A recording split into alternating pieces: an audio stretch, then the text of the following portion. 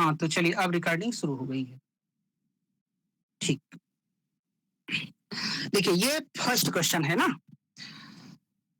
आपको इंग्लिश भी दिखाते चलेंगे। अगर इसका पिन कहाँ है, पढ़िए ये क्वेश्चन पढ़िए और इसका आंसर क्या हो सकता है बताइए।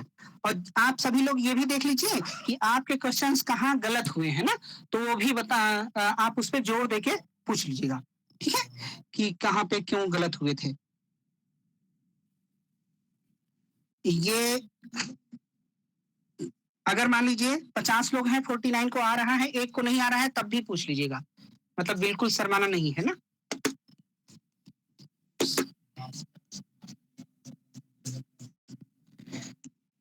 तो इसका क्या आंसर होगा, पढ़िए। पश्चिमी दर्शन के इतिहास में मानव केंद्रित दृष्टिकोण के विकास के चरणों को सही क्रम में रखें। कितने लोग इंग्लिश मीडियम के भी लोग हैं, है ना, तो बताइएगा।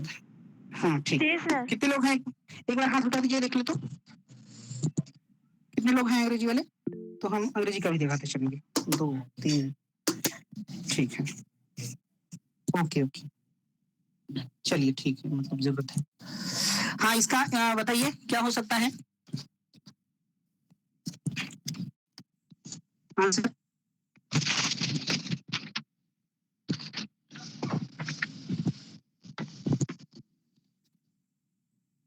इंग्लिश का रहा ये,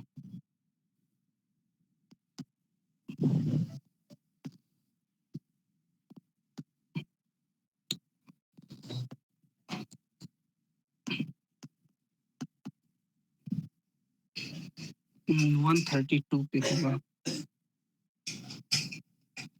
अच्छा,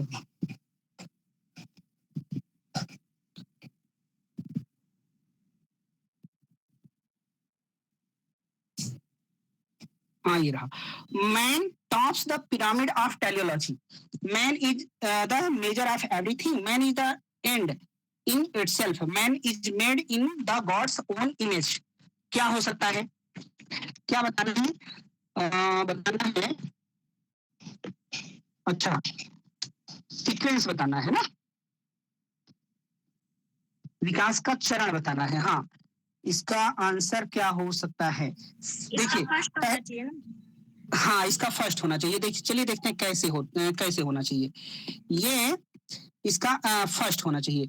फर्स्ट मतलब पहले ये वाला, man is the measure of everything, ये होमो मेंसुरा कहते हैं, मनुष्य सभी चीजों का मापदंड है। ये सोफिस्ट कोई है जो कहता है, कौन से हैं, किसको याद है, प्रोटागोरस ना, Protagoras, Protagoras is the father of sophist, मतलब सोफिस्टों के फादर माने जाते हैं प्रोटागोरस। नमस्ते, एक नाम खुश रहिए। तो पहले ये ले लीजिए ना, अब उसके बाद आइए बी पहले हो गया। अब आइए man tops the pyramid of teleology, इसका ये लाइन किसकी हो सकती है बताएंगे, ये फर्स्ट वाली, man tops the pyramid of teleology, इसका मतलब है मनुष्य स्वदेशवाद के पिरामिड के शीर्ष पर है। हिंदी देखना, सुकरात पक्का कहीं मिला था नहीं, लेकिन ना मतलब मैन के बाद ह्यूमन बीइंग को वही मानते हैं ना, या फिर कुछ अलग से भी है। देखिए इसका है अरिस्टोटल, आप लोग भी देख लीजिएगा।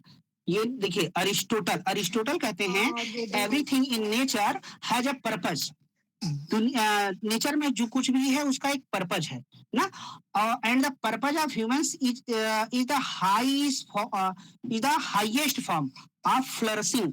तो ह्यूमंस के लिए सारा कुछ पर्पज है, इसी को कहते हैं, इसी को कहते हैं फ्लरिशिंग को यूटिंग, ठीक है।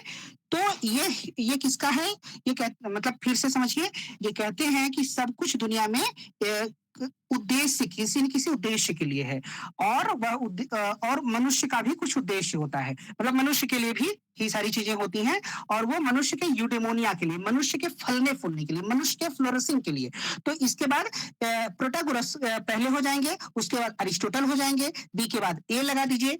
उसके बाद देखिए man is made in the God's own image, ये किसका हो सकता है, ये कांट का है पहला, ये थर्ड वाला तो हाँ, थर्ड वाला कांट का है। Man is the end of itself, इसको बोलते हैं मनुष्य स्वयं साध्य है। तो कांट जो है 5 मैगजिम्स देते हैं, 5 मैगजिम्स देते हैं। आपको नहीं पता हो तो हम अभी लिखवा देंगे पांचों के पांचों। एमपी सेट का एग्जाम हुआ था, उसमें पूछा था कि कांट ने कितने मैगजिम्स बताए हैं, तो 5 मैगजिम्स बताए हैं। पास्टुलेट ऑफ मोरालिटी पूछे तो कांट की पूर्व मान्यता, नैतिकता की पूर्व मान्यताएं 3 हैं, और मैगजिम्स पूछे तो 5 हैं। 5 अगर नहीं पता होगा तो अभी लिखवा देते हैं। तो ये डी वाला किसका है? डी वाला देखिए, एक बार 2011 में क्वेश्चन आया था, कहिए तो क्वेश्चन दिखाएं या तो फिर हम नंबर वगैरह बता दें, आप लोग देख लीजिएगा ना। वहां पे था कि जो वहां पे क्वेश्चन ये था कुछ इस तरह से कि मनुष्य धरती पर ईश्वर का पदार्पण है, इस तरह करके था। तो उसका आंसर फिलहाल तो वहां पे अगस्टाइन होना चाहिए। यहाँ पे देखिए, man is made in God's own image, इसका मतलब है मनुष्य ईश्वर की आत्म छवि से निर्मित है। मनुष्य ईश्वर की आत्म छवि से निर्मित है। ये एक्चुअली में बाइबल का स्टेटमेंट है ना, और इससे दोनों कंसर्न करते हैं, दोनों सहमत हैं, एक्विनास भी और अगस्टाइन भी। तो आप किसी को भी ले लेंगे तब भी सीक्वेंस में यही आएगा, पहले बी आएगा, फिर ए आएगा, फिर डी आएगा, फिर सी। सी मतलब कांट। तो इसका फर्स्ट आंसर एकदम एकदम सही हो जाएगा। इसका फर्स्ट आंसर सही हो जाएगा।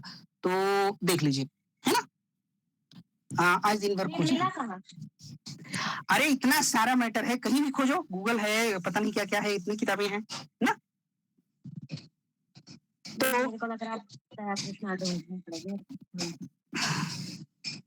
तो इसका पहला आंसर किसी को, मुझे भी, हाँ आपको कहाँ मिला? तो इसमें किसी को कोई दिक्कत समझ आया? सबको क्लियर है? इसका आंसर हो जाएगा फर्स्ट ना, ठीक है।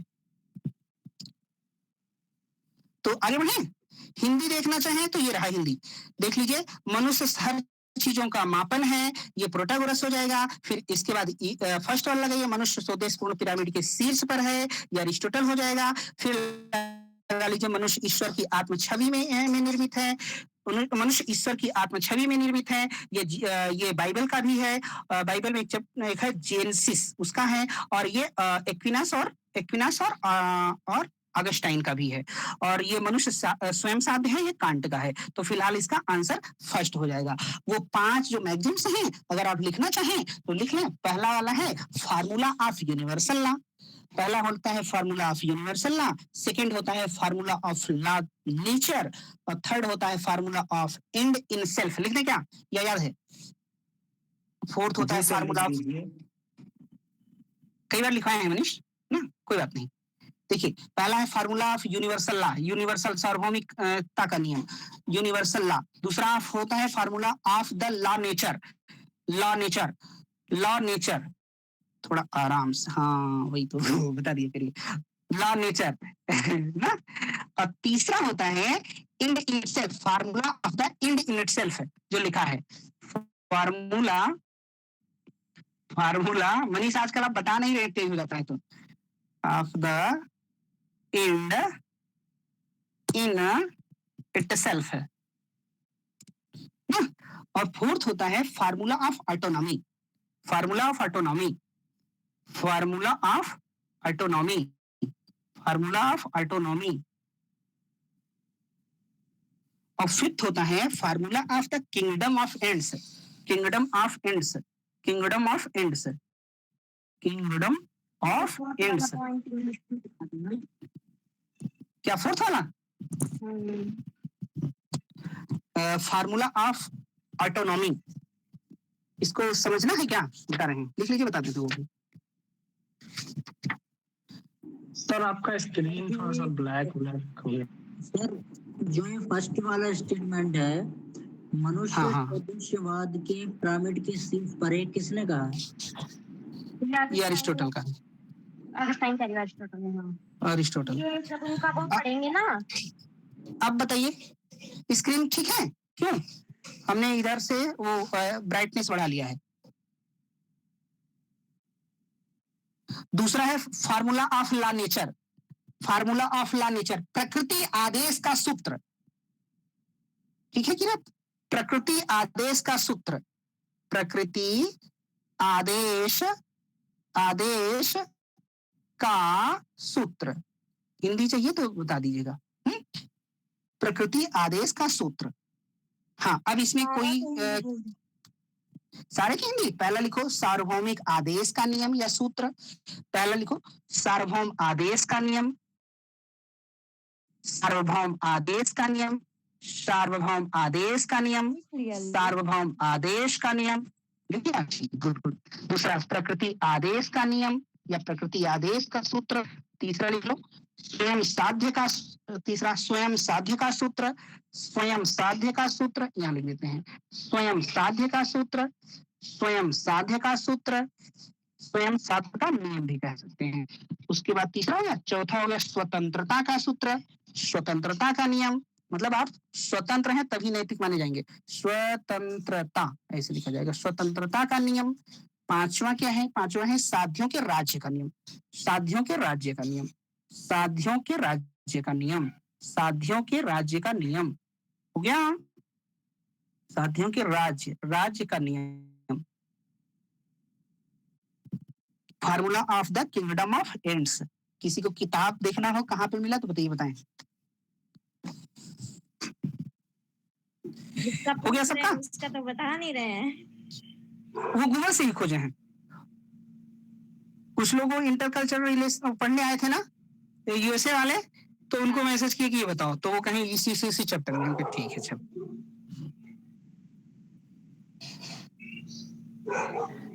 तो ये हो गया, आगे बढ़े। जी सर। हाँ, और इस क्या लिखा है सर? कौन सा? चौथा वाला हिंदी में लिखे हैं स्वतंत्रता का सूत्र, formula of autonomy, formula of autonomy, formula of autonomy. हो गया मनीष? जी सर। Okay, good. चलिए आगे बढ़ते हैं। ये रहा सेकंड क्वेश्चन। ये कांट के संदर्भ में बताना है ना। कांट के संदर्भ में क्या सही है ये देखिए, आप लोग खुद भी प्रयास करिए क्या हो सकता है आंसर। इंग्लिश में दिखा देंगे, दिखा दें पहले। अच्छा हाँ, ये वाला प्रश्न जो था ना, ये 2011 में भी आया हुआ है, जानते रहिए। अभी हम चाहे तो आपको क्वेश्चन भी दिखा सकते हैं ना इसी तरह से। तो हम सोच रहे हैं इस बार जब कराते चलेंगे, जो भी आया हुआ है वो बताते चलेंगे। ये भी कई बार आया है, ये इतना बार आया है कि ये बताने की जरूरत नहीं है, इसलिए नहीं बता रहे हैं। बी और सी, ठीक है। बाकी अब बहुत सारे क्वेश्चन दिखाएंगे सेम आया हूँ। ये देखिए, कांट के अनुसार शुभ संकल्प, इंग्लिश भी देख लीजिए पहले ना।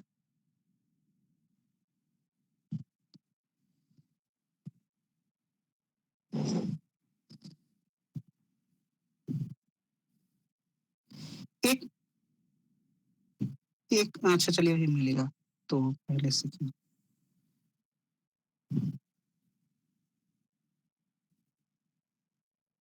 एक साथ पेपर देते नहीं, हिंदी इंग्लिश अलग देते हैं, तो थोड़ी मशक्कत करनी पड़ती है ना। देखिए, goodwill according to Kant is guided by conditions on which man is, क्या लिखा है, पोजिटेड। कांट के अनुसार शुभ संकल्प उन स्थितियों द्वारा निर्देशित होता है जिसमें मनुष्य को रखा जाता है ना। कंडीशंस, शुभ संकल्प में कंडीशन होता है क्या? नहीं सर, अनकंडीशनल होता है। अनकंडीशनल होता है। पहला भगाइए, पहला गलत ना, पहला गलत हो जाएगा। इसमें है कांट के अनुसार शुभ संकल्प उन स्थितियों द्वारा निर्देशित होता है, मतलब कोई कंडीशन लगा दी गई है, कोई शर्त लगा दी है। दूसरा, goodwill is only motive is to do duty for the duty sake of doing its duty। क्या कह रहा है? शुभ संकल्प का एकमात्र उद्देश्य अपने कर्तव्य के लिए कर्तव्य करना है, अपने कर्तव्य के लिए कर्तव्य करना है। देखिए, शुभ संकल्प का एकमात्र उद्देश्य अपने कर्तव्य के लिए कर्तव्य करना है। ड्यूटी फॉर ड्यूटी सेक, कर्मण्येवाधिकारस्ते ना। दूसरा एकदम सही हो जाएगा। थर्ड देखिए, थर्ड देखिए, the test of genuine moral imperative is that I can universalize it, that I can vary for a universal law। इसका मतलब क्या है? इसका मतलब सच्चे नैतिक आदेश की कसौटी यह है कि मैं इसका सामान्यीकरण कर सकता हूं, मैं इसके सामान्य नियम बनाने के लिए संकल्प कर सकता हूं। कोई चीज जैसे मान लीजिए झूठ बोलना ठीक है या उचित है या अनुचित है, तो अगर जिसका हम यूनिवर्सलाइजेशन कर सकें, मतलब सभी लोग झूठ बोले तो कम चल जाएगा क्या?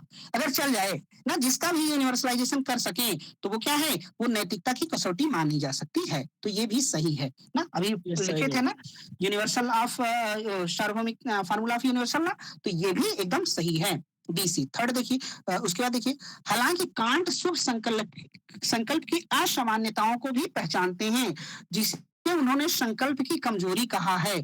अब ये बताइए ये किसका है? However, Kant also recognized aberrations to good will, what he called the weakness of will. Weakness of will किसका है, कौन बताएगा? एरिस्टोटल।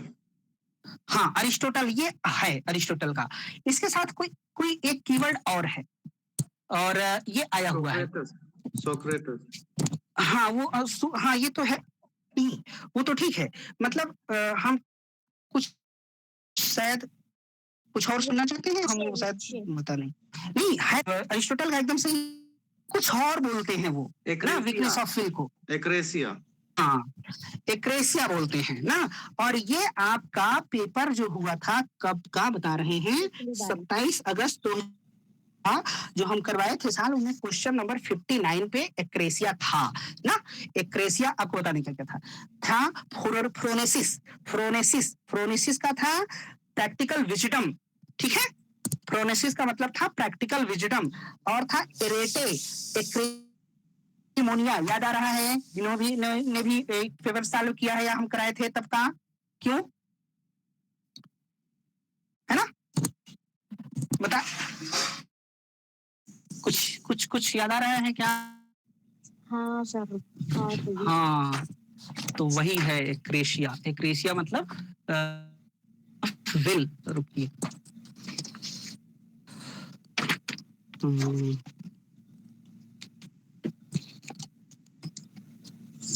उसको चारों आपको रिपीट करवा दे क्या सोच रहे हैं? हाँ, उसमें देखिए था फ्रोनेसिस का मतलब था प्रैक्टिकल विजडम, फ्रोनेसिस मतलब प्रैक्टिकल विजडम, और एरेटे वर्च्यू आर एक्सीलेंस, एरेटे मतलब वर्च्यू आर एक्सीलेंस, सद्गुण या उत्कृष्टता, एक्रेसिया मतलब वीकनेस ऑफ विल, इच्छा की दुर्बलता, और यूटिमोनिया मतलब फ्लरिशिंग ना, फूलना। तो ये कुल मिला के ये अरिस्टोटल का है, इसको हटाइए, तो BC हो गया। Therefore, according to Kant, hypothetical imperative is categorical imperative. Hypothetical है, इनका अनकंडीशनल है, इनका डिओंटोलॉजिकल है, तो ये भी गलत हो जाएगा, आंसर हो जाएगा B और C। हिंदी में लिखा नहीं क्या? देखिए, इसलिए कांट के अनुसार सापेक्ष आदेश निरपेक्ष आदेश है, गलत बात ना, सापेक्ष आदेश नहीं, ठीक है, तो सर BC हो जाएगा। किसी को कोई समस्या हो तो बताएं।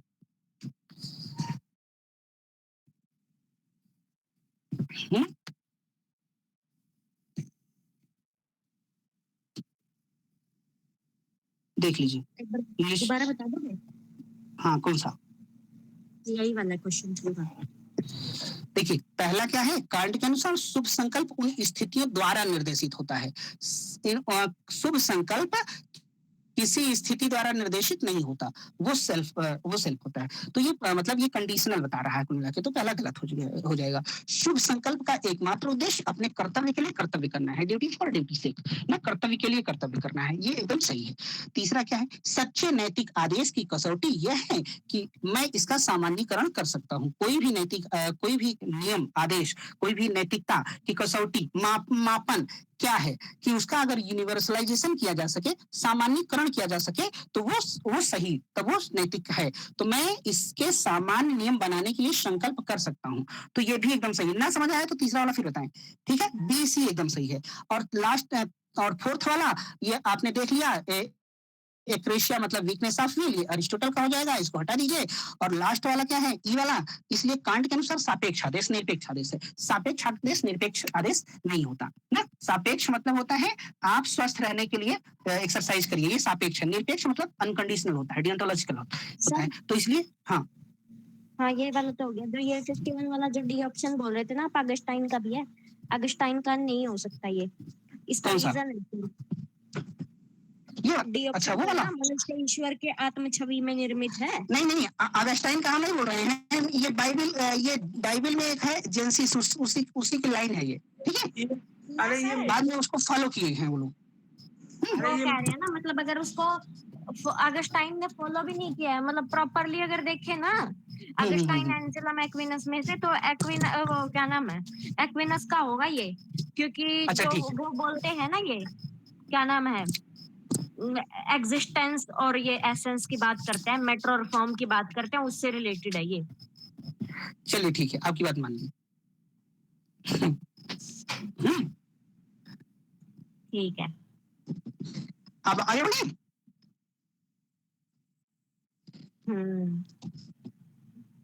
देखिए नेक्स्ट क्वेश्चन ये वाला देखिए, which consent sorry while consent is not obtained from a patient either because he is not asked for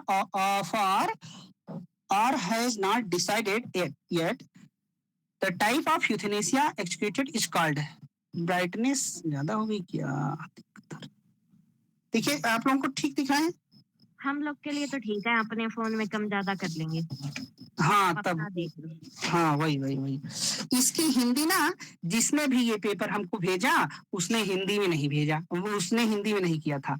अब इसकी हिंदी हम आपको बताते हैं, और आप आईडी लिख लीजिए, आप खुद भी देख लीजिएगा, हम बताते हैं, सही ही बताएंगे, ठीक है? बताएं जीनियस। देखिए, रोगी से सहमति नहीं ली गई है, while consent is not obtained from a patient, रोगी से सहमति नहीं ली गई है, either because, क्योंकि या तो उसने सहमति देने का अभी निर्णय नहीं लिया है, either because he is not asked for or has not decided yet, या तो उसने अभी सहमति देने का निर्णय नहीं लिया है, या इस प्रकार कारित इच्छा मृत्यु, या अभी मतलब उसको पता नहीं है। The type of euthanasia executed is called, इस तरह की यूथेनेसिया को क्या कहेंगे? बोले, ये कितने लोगों को नहीं आता? क्या सीखा सर? इसमें मुझे अक्सर एक्टिव और इनवॉलेंटरी यूथेनेसिया में हमेशा मुझे डाउट रहता है, हालांकि इसका आंसर इनवॉलेंटरी यूथेनेसिया है, बट मेरा पेपर में मैं समझ जाता है इसका आंसर इनवॉलेंटरी ही होगा। इसको कितने लोग अच्छे से जानते हैं, मतलब बताएंगे कोई? सर आप एक्सप्लेन कर दीजिए प्लीज। सर ये यूथेनेसिया को अच्छे से बता देना एक बार। ओके देखिए, आज के बाद इस क्वेश्चन को आप लोग कभी नहीं भूलेंगे ना, मान गए इतना? हाँ ये तो ट्रस्ट है आपके पास। तब ठीक है, तब बताएंगे। देखिए यहाँ लिखिए यूथेनेसिया, यहाँ लिखिए यूथेनेसिया, यूथेनेसिया को बोलते हैं इच्छा मृत्यु, UTHANASIA,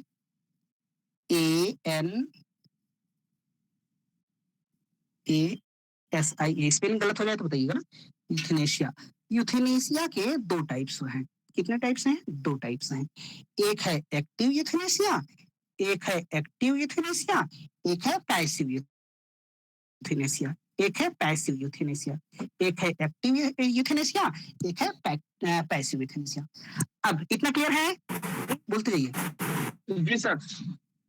अब इसमें 3 होता है, एक्टिव में 3 होता है और पैसिव में 3 होता है। एक्टिव में 3 होता है, पैसिव में 3 होता है। एक्टिव में 3 कौन होता है? एक होता है वॉलेंट्री, एक होता है वॉलेंट्री, एक्टिव वॉलेंट्री यूथेनेसिया, ऐसे नाम बोलेंगे, वॉलेंट्री, VOLUNTARY,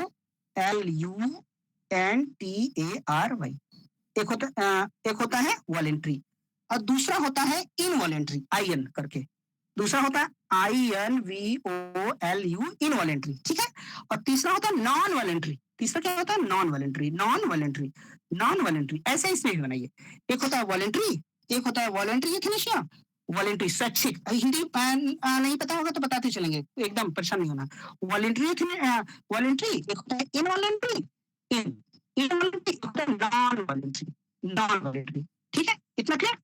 नाम कैसे बोलेंगे देखिए, active voluntary euthanasia, active involuntary euthanasia, active non voluntary euthanasia, इसको बोलेंगे passive voluntary euthanasia, passive involuntary euthanasia, फिर बोलेंगे पैसिव नॉन वॉलेंट्री यूथेनेशिया। आपके पास 6 तरह की यूथेनेशिया होगी। क्यों? ठीक है, अब देखते हैं क्या क्या होता है। Yes sir. चलिए आगे बढ़े। यस। ओके, अब आइए देखिए एक्टिव में क्या, पहले तो जानिए कि एक्टिव और पैसिव क्या है। जैसे देखिए एक्टिव मतलब ये क्या होता है और पैसिव मतलब क्या होता है। एक्टिव मतलब होता है सक्रिय और पैसिव मतलब होता है निष्क्रिय। पैसिव मतलब होता है निष्क्रिय, पैसिव मतलब होता है निष्क्रिय।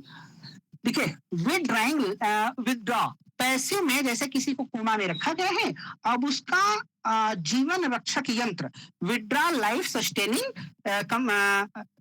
ट्रीटमेंट हम विड्रॉ कर लें, हटा लें, तो वो खुद अपने आप उसकी डेथ हो जाएगी। वो होता है पैसिव में। एक्टिव में क्या होता है कि वो ऐसे ही जनरली ऐसे भी छोड़ देने पे वो डेथ नहीं हो रही है तो कुछ एक्स्ट्रा इंजेक्शन देके कुछ भी करके उसको डेथ दे दिया जाए, मतलब कुछ एक्स्ट्रा एफर्ट करके डेथ दे दिया जाए, तो वो होती है एक्टिव यूथेनेशिया। अगर कुछ एक्स्ट्रा एफर्ट ना किया जाए, उसका लाइफ सस्टेनिंग ट्रीटमेंट विड्रॉ कर लिया जाए, हटा लिया जाए, वो खुद से उसकी डेथ हो जाए, तो होती है पैसिव यूथेनेशिया। इन दोनों में अंतर क्लियर? Yes sir. चलिए, किसी को दिक्कत हो तो बोलिएगा ना। अब आते हैं। हाँ सर मेरा ये डाउट है कि जब हम पैसिव यूथेनेशिया में उसका ऑक्सीजन मास्क हटाते हैं तो वो भी तो एक क्रिया ही हो रही है। क्या हो रही है? एक किस्म से हम कार्य ही तो कर रहे हैं, पैसिव में भले ही उसका ऑक्सीजन मास्क हटा रहे हैं। हाँ, कोई बात नहीं, तो कुछ कार्य कर रहे हैं लेकिन उसको मारने के लिए कोई कार्य नहीं कर रहे, मतलब मारने के लिए एक्स्ट्रा एफर्ट नहीं कर रहे हैं ना। ठीक है, इसमें मारने के लिए एक्स्ट्रा एफर्ट, मतलब डेथ देने के लिए एक्स्ट्रा एफर्ट करते हैं, तो यही अंतर है, कर रहे हैं। हालांकि हाँ, मतलब अगर रोगी अगर छटपटा नहीं रहा मारने समय तो वो एक्टिव हो जाएगा, मतलब पैसिव हो जाएगा, और एक्टिव हाँ। अगर छटपटा गया फिर कोशिश करेगा तो वो एक्टिव हो जाएगा। हाँ, तो इसमें कोई आप एग्जांपल से समझाइए थोड़ा सा प्लीज। हाँ बता देंगे, सबका एग्जांपल बता देंगे ना। चलिए, ये देखिए, अगर रही बात कर्म करने की, तो कर्म आप सो रहे होते हैं तब भी करते हैं। अब कोई ऐसा मोमेंट होता ही नहीं जब आप कर्म ना कर रहे हैं, हमेशा कुछ ना कुछ। सत्य रज तम 3 गुण होते हैं ना, अगर तीनों अनबैलेंस्ड है तभी आप हैं, और तीनों बैलेंस हो जाएंगे तो वो आप तो साम्यावस्था में पहुंच जाएंगे, तो वो प्रलय की अवस्था है, तब कर्म नहीं होता। तो मतलब ऐसे में जाएंगे तो कर्म तो हमेशा होता है, लेकिन यहाँ पे जो डेफिनेशन दी गई है वो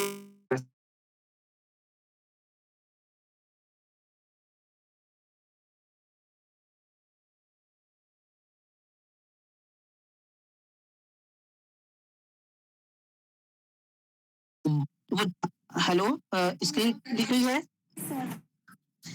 हाँ सर, दिख रहा है। चलिए, रुकिए जाके वापस आ गई। अच्छा, चलिए फिर जाए तो बताइएगा।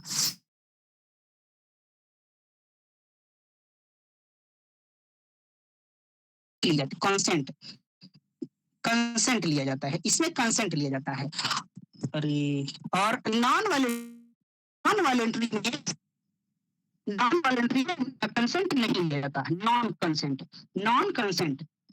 वॉलेंट्री में कंसेंट नहीं लिया जाता। ठीक है, मतलब उसकी इच्छा है कि नहीं है, तो उसकी इच्छा से कोई मतलब नहीं है। और यहाँ भी वही है, वॉलेंट्री में कंसेंट लिया जाता है, कंसेंट मतलब सहमति ली जाती है। यहाँ पे बिना सहमति के, यहाँ पे बिना सहमति के, नॉन वॉलेंट्री में बिना सहमति के। अब एक बच गया बीच में इनवॉलेंट्री को बोल सकते हैं आप अस्वैच्छिक। इनवॉलेंट्री को हिंदी में बोल सकते हैं अस्वैच्छिक, जिसकी हिंदी जानना हो स्वैच्छिक, अस्वैच्छिक। इसमें क्या होता है, इसमें ये होता है कि रोगी पेशेंट सहमति देने की स्थिति में, नॉन वॉलंटरी में में वो कंसेंट देने की स्थिति में नहीं है, सहमति देने की स्थिति में नहीं है, लेकिन इनवॉलंटरी में स्थिति में है, लेकिन उससे पूछा नहीं जाता या फिर वो और उसके पहले ही उसका काम मतलब उसको डेथ दे दिया जाता है। ठीक है, समझ आ गया। वॉलंटरी में क्या होता है, उसको पूछ के मारा जाएगा कि भाई अब आप मतलब इस दुनिया से हाँ, तो उसको वो दे दिया गया। ठीक है, और नॉन वॉलंटरी में बिना पूछे उसको मार दिया गया। वो बताने की स्थिति में तो है, नॉन वॉलंटरी में वो बता ही नहीं सकता, पूछ ही नहीं सकता, वो मतलब बता ही नहीं सकता। इनवॉलंटरी में बताने की स्थिति में है, या तो वो अभी बताया नहीं है, या तो उससे अभी पूछा नहीं गया है। तो ये क्लियर हुआ तीनों का अंतर। बोलिए सर, नॉन वॉलंटरी में थोड़ा सा कंफ्यूजन हो रहा है, वॉलंटरी नॉन वॉलंटरी में तो क्लियर हो गया।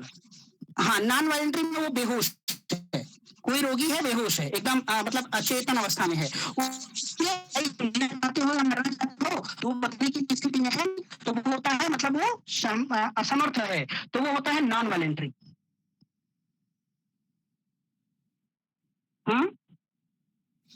ठीक है सर।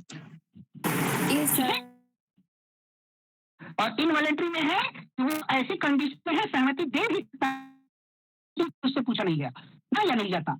तो ये हमें लगता है बोर्ड गायब हो गया है, क्योंकि इधर से फोन आ गया है। दिख रहा है सर, बोर्ड दिख रहा है। बोर्ड दिख रहा है? अच्छा दिख रहा है, तो ठीक है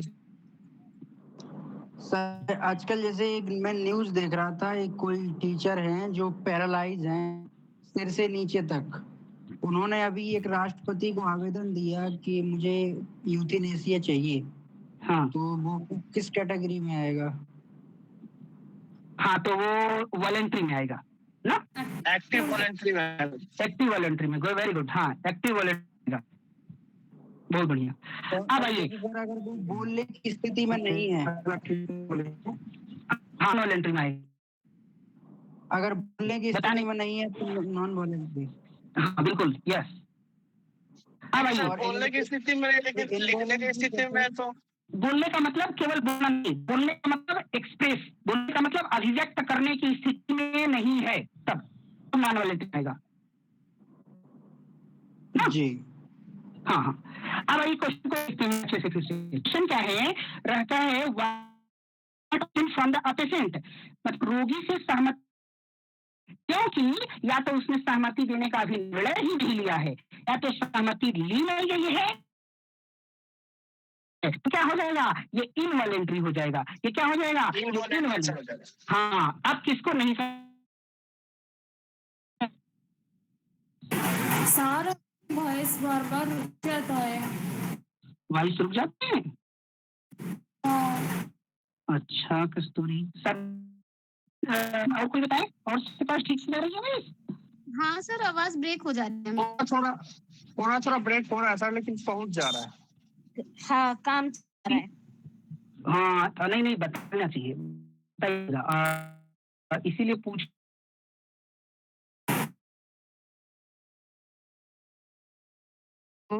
आवाज गई, आवाज भी नहीं आ रही है। आ गई, स्क्रीन आज भी ठीक थी। हाँ दिख रही है, आवाज नहीं। हेलो हेलो, आवाज ठीक से जा रही है क्या? जी सर। हाँ आ रही है। Yes sir, yes.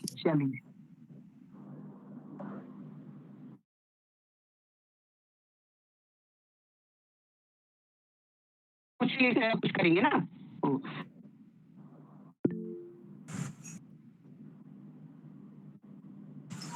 सर आवाज नहीं आ रहा है। Wait a minute.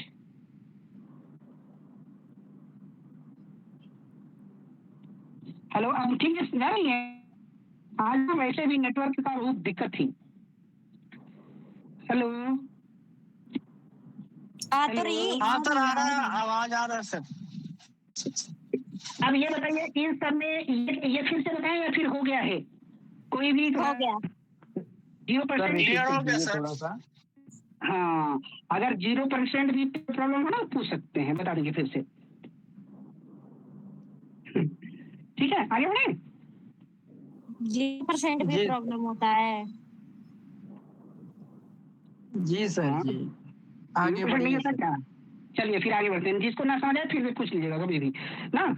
तो ये कुल जाएगा। अच्छा हाँ, सर अगर आप हिंदी में चाहें थोड़ा सा बता सकते हैं सर? हाँ, हिंदी में बता देंगे। अच्छा, एक बात और ये कह रहे हैं कि आप लोगों को लग रहा होगा ये क्वेश्चन नया है, कोई सोच रहा है क्या? कोई सोच रहा है, बताइए। नहीं सर, सर, अप्लाइड का है, PYQ से पूछा हुआ क्वेश्चन नया नहीं है। नया नहीं है, ये कई बार करा है। और जिसको करना हो बताइए, तुरंत ग्रुप में भेज रहे हैं जल्दी से। देखना हो तो देख लीजिए। सारी जो पैसिव वाला उसको भी बता दीजिए ना एक बार। एक सेकंड, ये ग्रुप में एक क्वेश्चन भेजे हैं, जल्दी से देखिए, उसका आंसर बताइए। क्या बोल रहे हैं कस्तूरी? सारे जो passive, voluntary, involuntary, non voluntary उसको भी एक बार बता दीजिए। ठीक ठीक ठीक, हम बता दे रहे हैं। एक क्वेश्चन ग्रुप में भेजे हैं, सभी लोग देखिए और उसका आंसर बताइए। अगर नहीं होंगे तो उसका आंसर सही सही बता लेंगे, अगर नहीं समझ पाए होंगे तो आंसर सही नहीं बता पाएंगे। एक बार उसको देख लीजिए, फिर आगे बढ़ते हैं। अच्छा ये हाँ सर चला कुछ गया, नहीं आया है आपका भेजा हुआ, अब आया है। अब गया है, थोड़ा सा धैर्य रखिए, सब जाएगा।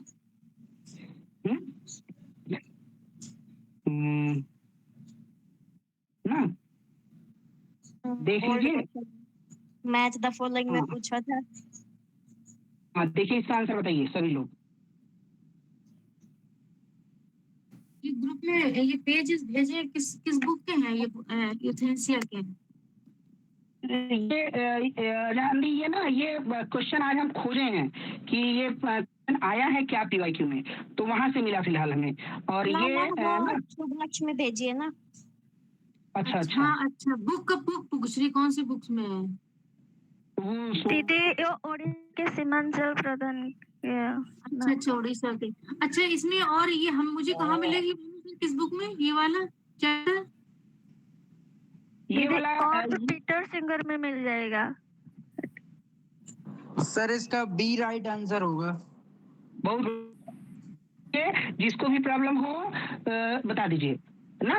कोई कोई तो उसको अलग से दे दीजिए। सुलक्ष्मी मेरे वाले उस पे भेज देना, टेलीग्राम पे ये जो भेजे पेज। सर 2 होगा सर, राइट आंसर 2 होगा सर। दीदी भेज दूंगी। हाँ 2 होगा, वेरी गुड, बढ़िया। ये सबको समझ आ गया, इसका आंसर 2 होगा, इसका आंसर सेकेंड होगा ना। लो पैसिव यूथेनेसिया का एग्जांपल वहां पे दिया है, क्या दिया है वहां पे, बहुत अच्छे समझ आ जाएगा।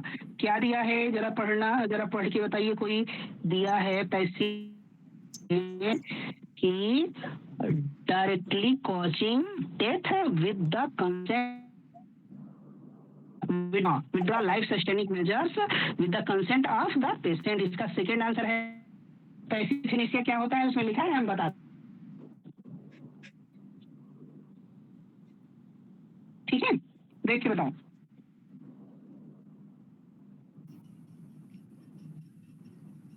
तुमको समझ आ गया सेकेंड आंसर सही है। ये सिर्फ पैसे वॉलंटरी यूथेनेसिया का हो जाएगा, withdrawing life sustaining measure consent of the patient. Very good, बहुत बढ़िया। चलिए तो फिर आगे बढ़ें क्या अब? Yes sir. Okay good. Sir yes, passive involuntary उसको बता दीजिए एक बार। पैसिव, हाँ पैसिव इनवॉलंटरी में क्या होता है? पैसिव इनवॉलंटरी में ये होता है कि पैसिव में, एक तो पैसिव क्या होता है, किसी को देखा गया है, किसी अब उसको जैसे ही उसका ऑक्सीजन हटाया जाएगा उसकी डेथ हो जाएगी। अब उससे पूछ तो डॉक्टर हो, कस्तूरी डॉक्टर बन गई हैं और उससे पूछ रही, किससे? पेशेंट से। आवाज आ रही?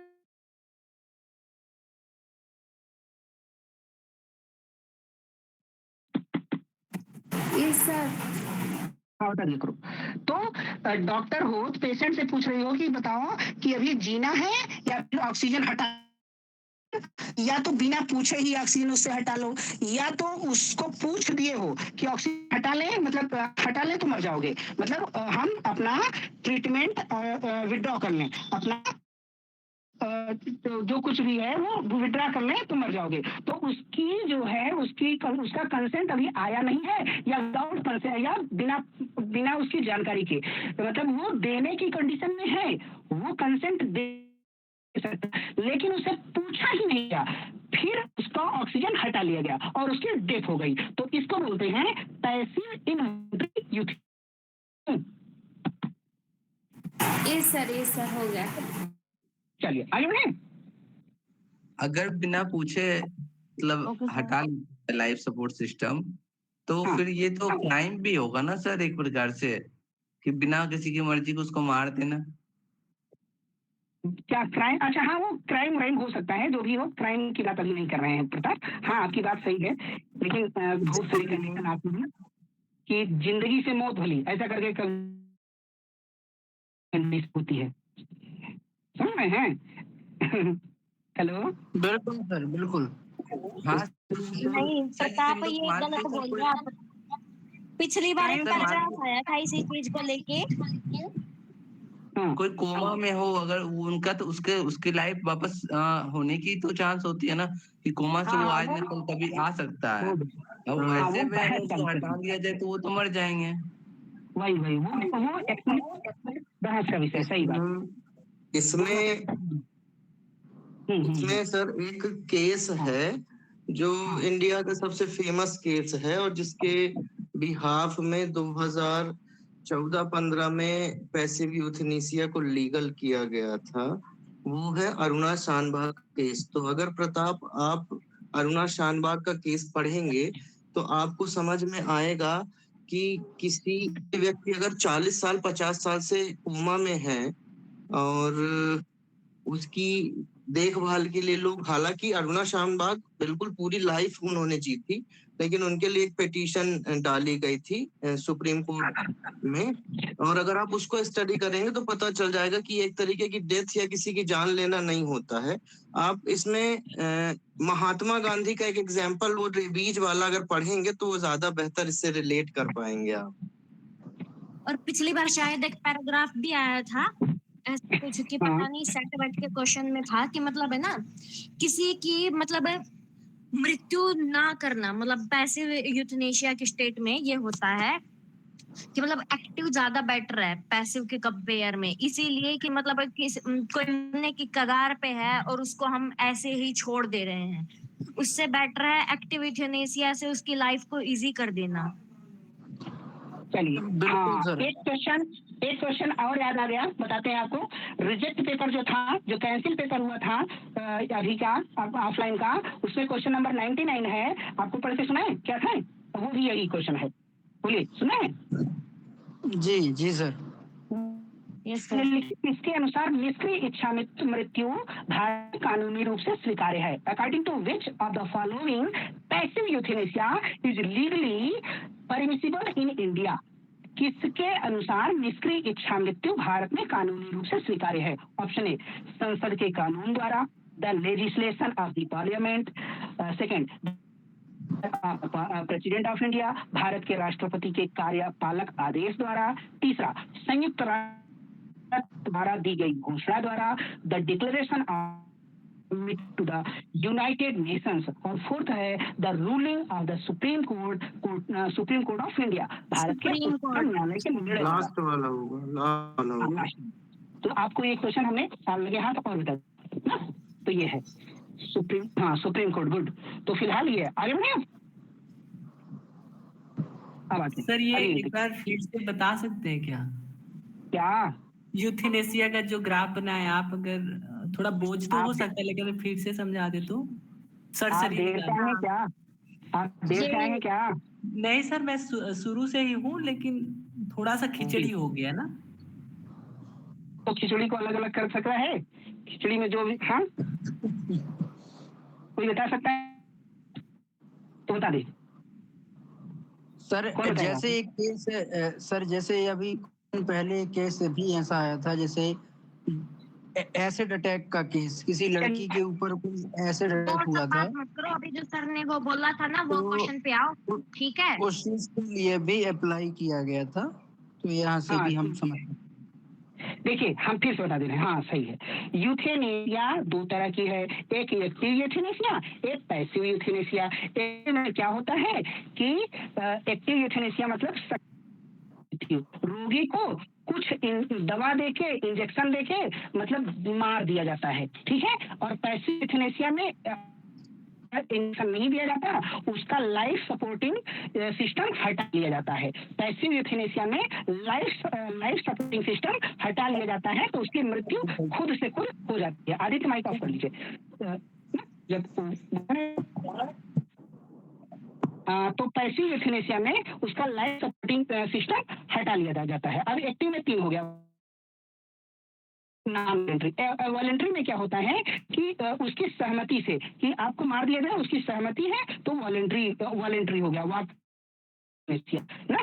और नॉन वॉलंटरी में वो बताने की हालात में नहीं है, वो बोलने की स्थिति में नहीं है, वो अचेतन अवस्था में चला गया है, तो बिना उसकी सहमति के मतलब अगर मार दिया जाए, दवा दे के मार दिया जाए, इंजेक्शन दे के मार दिया जाए, तो वो एक्टिव। अब इतना क्लियर। अब तीसरा वाला है इनवॉलंटरी। इनवॉलंटरी मतलब वो अपना कंसेंट देने की स्थिति में है बट कंसेंट नहीं लिया गया ना, फिर इंजेक्शन देके कुछ जैसे भी करके मार दिया गया, तो ये इनवॉलंटरी एक्टिव यूथेनेसिया। इधर वाला क्लियर प्रमोद? जी सर जी।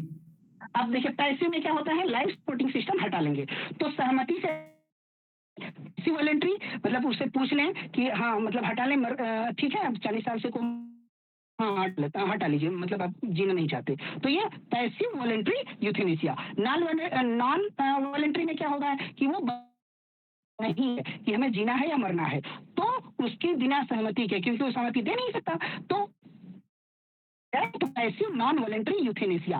अब इनवॉलंटरी में क्या होता है, वो बताने की स्थिति में तो है लेकिन उससे पूछा नहीं गया या वो उसने बताया नहीं, उसकी जानकारी के अगर हम लाइफ सपोर्टिंग सिस्टम हटा लें तो ये हो जाता है इनवॉलंटरी। तो क्या हो जाता है, पैसिव इनवॉलंटरी यूथेनेसिया। बोलिए। ठीक है सर, आगे चलिए आगे बढ़ते हैं। देखिए, which of the following is true regarding epoche. Epoche के संदर्भ में क्या सही है, चलिए बताइए क्या होगा। सस्पेंड करते ना, assumptions are to be suspended। एकदम वेरी गुड। तो प्रीसपोजिशन आर टू बी सस्पेंडेड, तो प्रीसपोजिशन क्या होते हैं, सस्पेंड कर दिए जाते हैं, रोक दिए जाते हैं ना।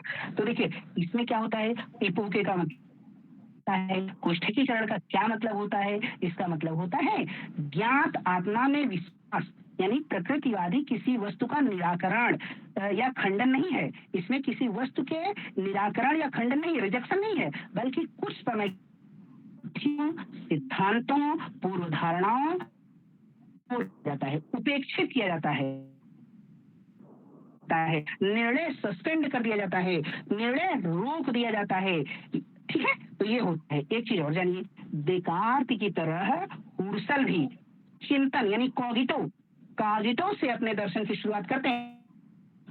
कॉगिटो COGITO फिर नहीं चल रही, कॉगिटो से अपने दर्शन की शुरुआत करते हैं। देकार्त की तरह हुर्सल की शुरुआत कॉगिटो माने चिंतन से करते हैं, कॉगिटो से करते हैं, मतलब हमको पहले अपना मतलब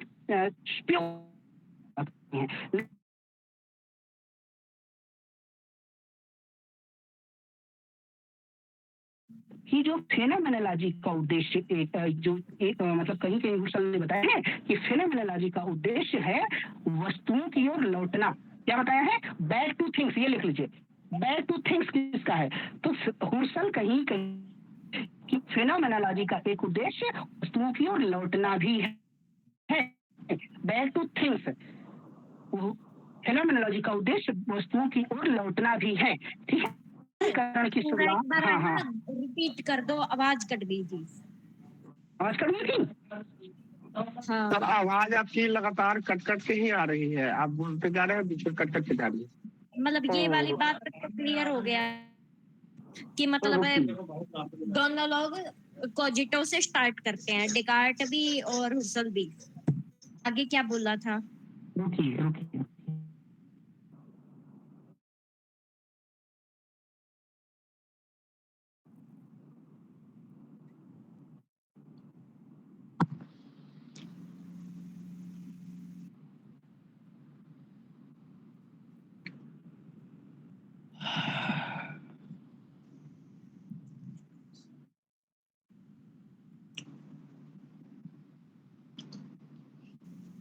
एक हेलो घंटा हो गया, 4 क्वेश्चन हुआ है। हेलो। हाँ हाँ सर। अब चलिए सुनिए, तो क्या है कि दोनों लोग अपने दर्शन की शुरुआत चिंतन कॉगिटो यानी आत्म से की शुरुआत करते हैं। कॉगिटो यानी आत्म से, किससे? आत्म से। आत्मा लिख लीजिए, आत्मा मत लिखिए, आत्म लिखिए। आवाज आ रही है ठीक से? हेलो सर हुर्सल कहते हैं, दोनों हुर्सल कहते हैं कि ये डेकार्ट अपने लक्ष्य उससे भटक जाते हैं, मतलब ये उस पे हमेशा टिके नहीं रहते, लेकिन हमें हमेशा टिके रहना है। तो ये मतलब आलोचना करते हैं। पेन बीच में गया।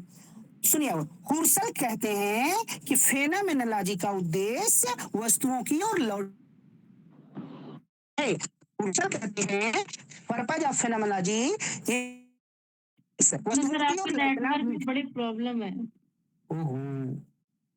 आवाज कट कट के आ मेहनत रही भी है। कर रहे हैं और समझ में भी नहीं आ कट रही बीच में। अरे रुकिए रुकिए, वेट एक सेकंड। कोई प्रॉब्लम हो तो फिर कर ले लीजिए, बस परेशानी थोड़ी।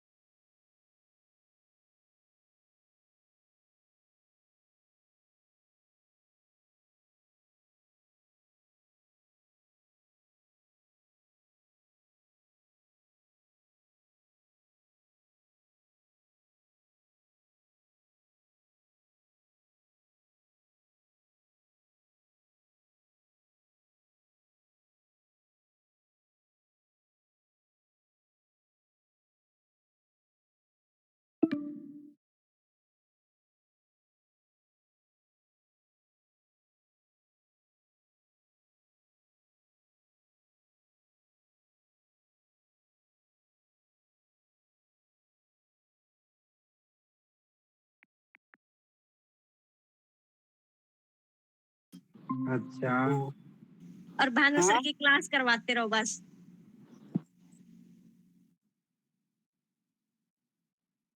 एक दिन पुलिस एक दिन जगा दीजिए तो। हाँ सर, प्रयास करेंगे। चलिए अब शायद ठीक से जाए।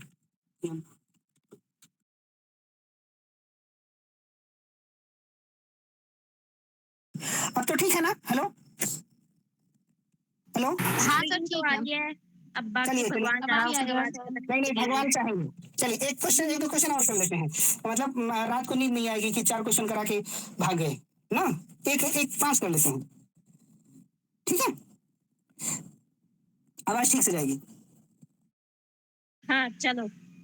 चलिए हम ये कह रहे थे कि हुर्सल कहीं कहीं पर कहते हैं कि फेनोमेनोलॉजी का उद्देश्य वस्तुओं की ओर लौटना बताया है। क्या बताया है? बैक टू थिंग्स बताया है। हुर्सल कहीं कहीं पर फेनोमेनोलॉजी का उद्देश्य बैक टू थिंग्स भी बताया है, और कहते हैं कि इसकी शुरुआत यानी बैक टू थिंग्स की शुरुआत कहाँ से होती है? कोष्ठकीकरण से होती है, इपोके से होती है। इतना ही बताए थे।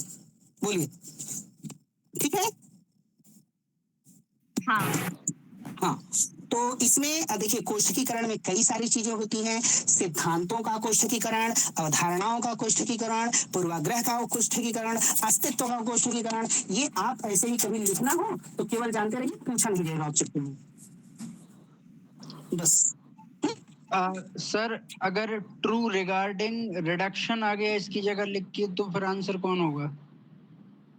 रिडक्शन का दूसरा हो जाएगा। रिडक्शन मतलब क्या होता है? रिडक्शन मतलब होता है अपचयन, ठीक है। तो इन चारों ऑप्शन में से उसमें से कोई आएगा? जैसे अगर फॉर एग्जांपल थोड़ा चेंज कर दिया एग्जामिनर ने, तो क्या होगा? भी सस्पेंडेड ही होगा। उसमें ना पूरे में सस्पेंडेड ही होता है, ठीक है। एक बार तीनों देख लीजिएगा, बता दें क्या अपचयन क्या होता है। अपचयन में 3 तरह का होता है, phenomenological reduction, eidetic reduction, transcendental reduction, ठीक है। सस्पेंडेड होगा फिलहाल, इसका तीसरा आंसर है। तो आगे बढ़े। Hello, yes sir. हाँ, मतलब आदित्य पूछ लीजिएगा फिर से अगर नहीं कहीं मिला तो, है ना। चलिए ये वाला हाँ, ये वाला सामाजिक अनुबंध सिद्धांत के बारे में निम्नलिखित में से कौन सा कथन सत्य है? ये देख लीजिए क्या होगा इसका आंसर, कौन बताएगा? इंग्लिश दिखा दें।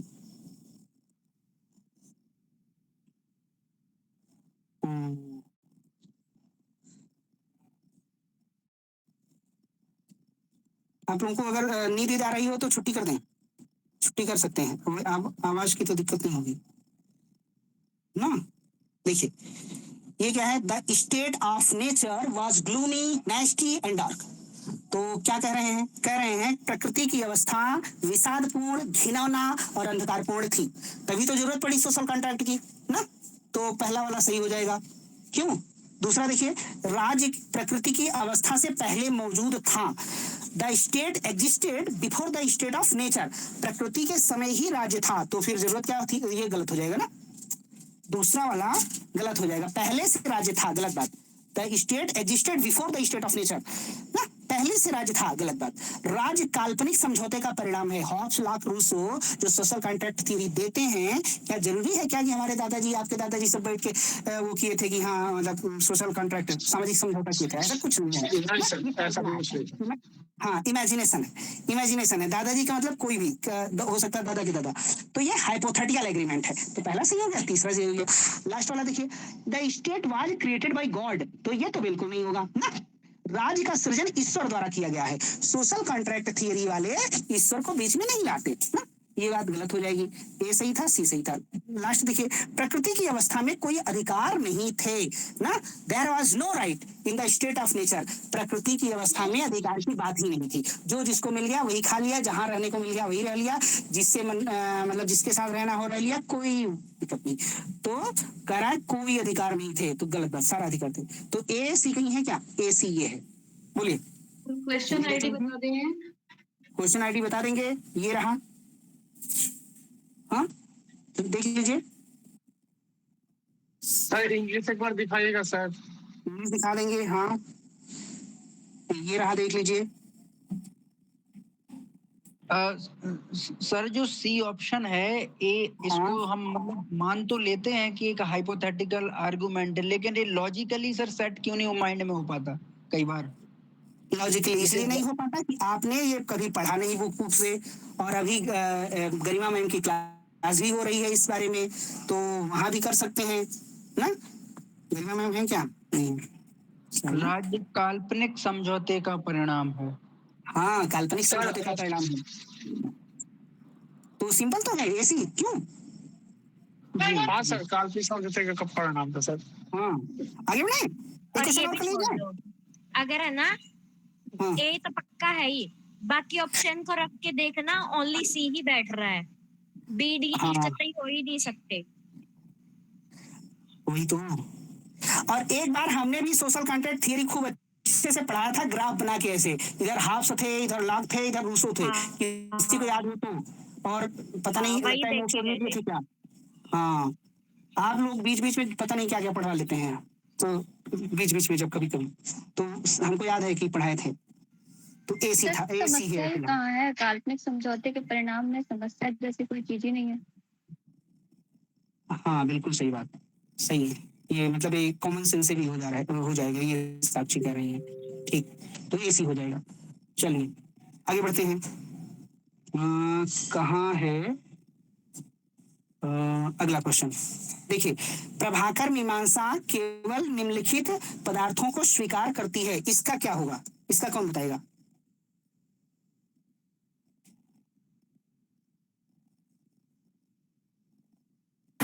Option A. Option A, good, very good, इसका फर्स्ट आंसर करेक्ट है। इसमें क्या दिक्कत है?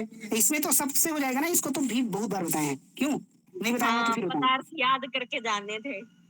हाँ, क्या हुआ आशुतोष, गलत हो गया था क्या? सर ये मैंने राममूर्ति पाठक नहीं पढ़ी थी।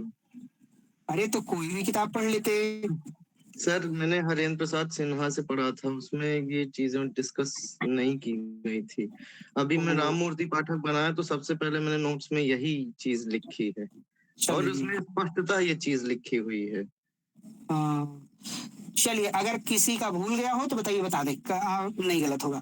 एक आप बनाइए, ऐसे दो गोला बनाइए, एक इधर बनाइए और एक इधर बनाइए, एक इधर बनाइए, एक इधर बनाइए।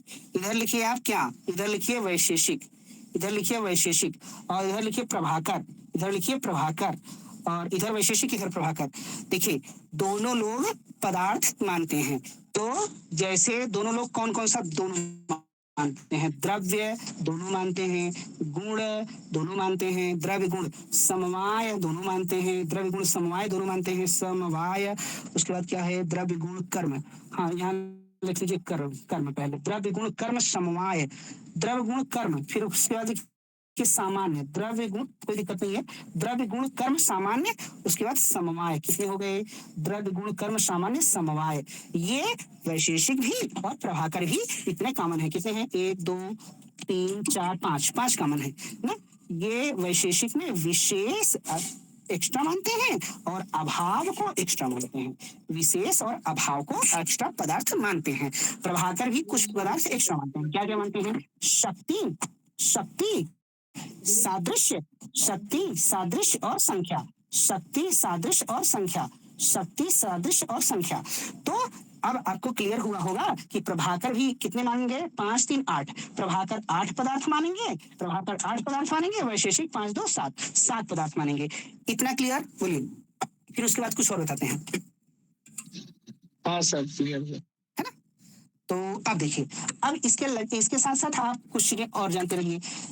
हमने आपको कई बार बताया भी है, यहाँ लिखिए प्रभाकर, यहाँ लिखिए कुमारिल, यहाँ लिखिए प्रभाकर, यहाँ लिखिए कुमारिल, यहाँ लिखिए पदार्थ, यहाँ लिखिए पदार्थ। प्रभाकर कितने पदार्थ? बोलिए, कितने पदार्थ? 8। 8। कुमारिल कितने पदार्थ? 5। 5, वेरी गुड। अब लिखिए द्रव्य। प्रभाकर कितने द्रव्य? 9। 9। कुमारिल कितने द्रव्य? 11। यहाँ लिखिए, यहाँ क्या लिखिए? यहाँ लिखिए गुण। प्रभाकर कितने गुण? 21। 21 और कुमारिल 24। इतना भी आपको याद होना चाहिए। बोलिए, इतना क्लियर है? सर पहले क्या लिखे थे आपने? पहले लिखे थे पदार्थ। प्रभाकर 8 पदार्थ मानते हैं, कुमारिल 5 एक्सेप्ट, कुमारिल एक्सेप्ट 5 पदार्थ, प्रभाकर एक्सेप्ट 9 द्रव्य, कुमारिल एक्सेप्ट 11 द्रव्य, प्रभाकर एक्सेप्ट 21 गुण और कुमारिल एक्सेप्ट 24 गुण। इतना क्लियर है? Yes sir. अब आइए, हाँ इतना क्लियर है। तो कुछ और बताएं? अच्छा, आप लोगों को याद हो तो हमने अभी जो 4 सितंबर वाला पेपर जब एग्जाम के पहले करवाया था तो उसमें ये सारी चीजें बताए भी थे, कुछ एक्स्ट्रा बताए थे। उसमें क्वेश्चन ये था कि किस शास्त्रीय भारतीय दर्शन संप्रदाय का मत है कि अभाव भावात्मक सत्य नहीं है।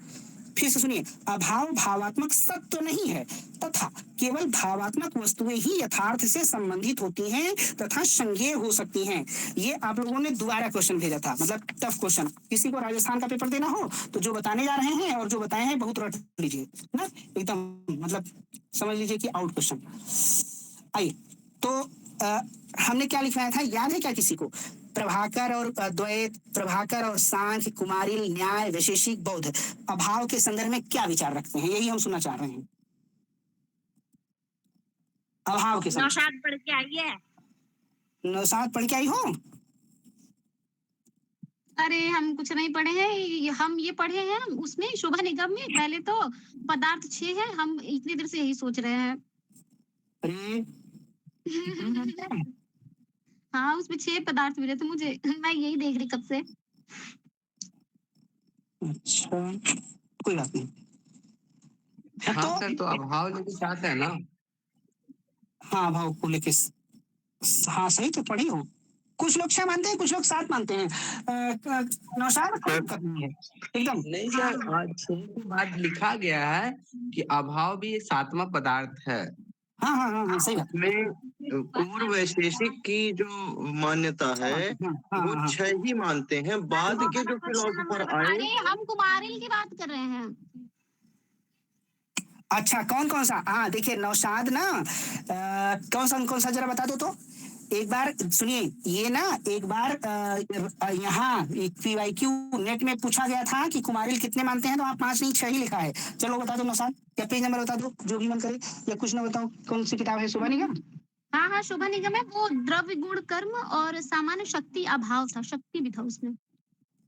शक्ति भी था, चलिए ठीक है। तो द्रव्य गुण कर्म, सामान्य शक्ति और अभाव, ये था 6। ठीक है, तो मतलब 5 भी मिलता है, कहीं 6 भी मिलता है, कोई बात नहीं। चलिए तो फिलहाल ये है। हाँ ये जो हम बताने जा रहे हैं, अगर उसको सुनना चाहें तो बोले, नहीं तो छुट्टी करें। ये सर नहीं सुनना भी है, और ना क्वेश्चन बता दो कहाँ पे है पिछले वाले पेपर में। पिछले वाले पेपर जो हम बता रहे थे वो 4 सितंबर का जो पेपर हुआ था, क्वेश्चन नंबर 67 पे है। उसका आंसर प्रभाकर होगा ना? उसका आंसर थर्ड ऑप्शन प्रभाकर था, और मैंने लिखा भी था ना। अनुपलब्धि वाले में कनेक्ट करते हैं ना, वैसा ही। हाँ एकदम गुड, यही था। तो हम ये पूछना चाह रहे थे कि अभाव का ज्ञान अगर न्याय से पूछे तो कैसे होता है, कोई बताइए? प्रत्यक्ष से।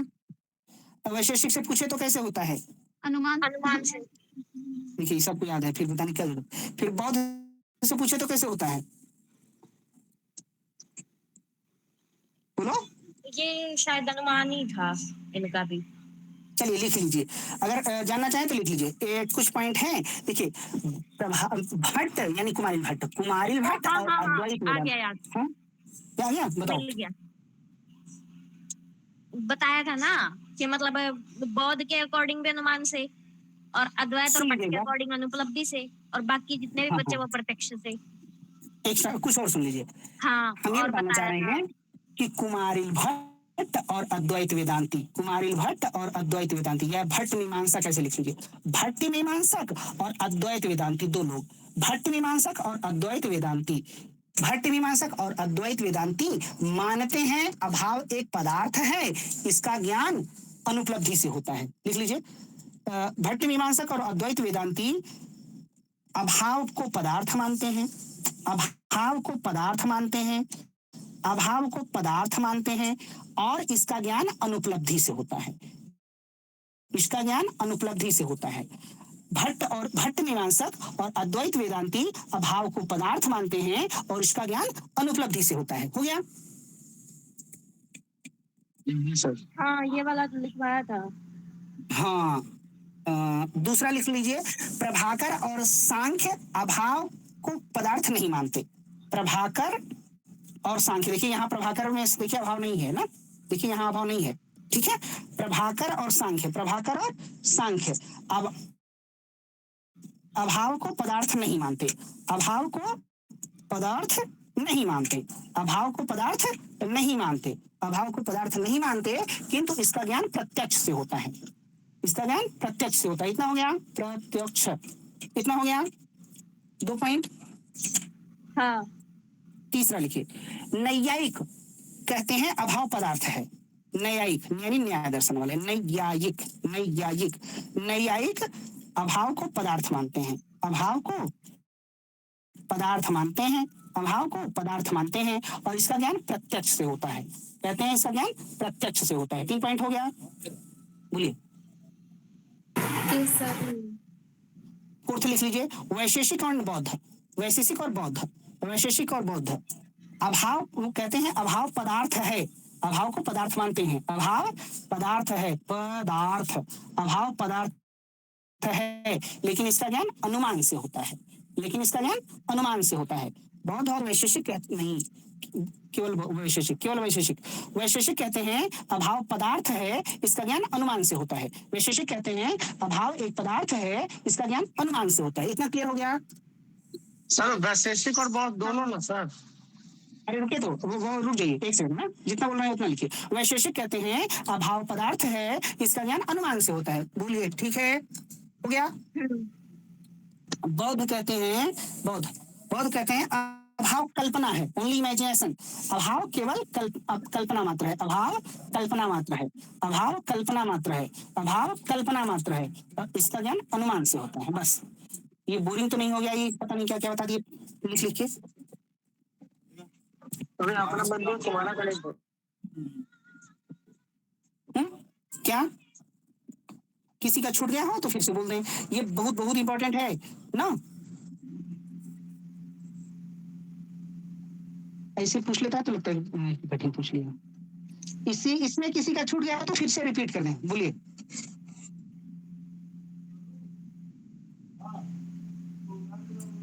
सर हाँ सर, ये जो बौद्ध है वो जो कल्पना मात्र मानते हैं वो भी पदार्थ मानते हैं ना? ना ना, अभाव को पदार्थ नहीं मानते। कहते हैं अभाव is only imagination, is not a पदार्थ। अभाव known by inference. Yes sir. Is that clear? समझ आ गया? Yes sir, yes sir. Okay okay. तो अब बताइए आगे का क्या इरादा है? पढ़ना है, जाना है, सोना है, खाना है, क्या करना है? अभी रहने दो, अभी रहना है। तो हम लोग कल से 57 करेंगे। हम तो को लगा कि एक दिन में कुछ और कराएं। हाँ हाँ, अच्छा, इसका मतलब क्या कराएं? पढ़ना है। हमको लगा कि और क्वेश्चन करा लेंगे, लेकिन ये 6 पे ही रुक गए। कोई बात नहीं। तो कल का क्या सोच रहे हैं? कल कितने बजे रखा जाए? थोड़ा पहले कर लो चाहे, और चाहे दिन में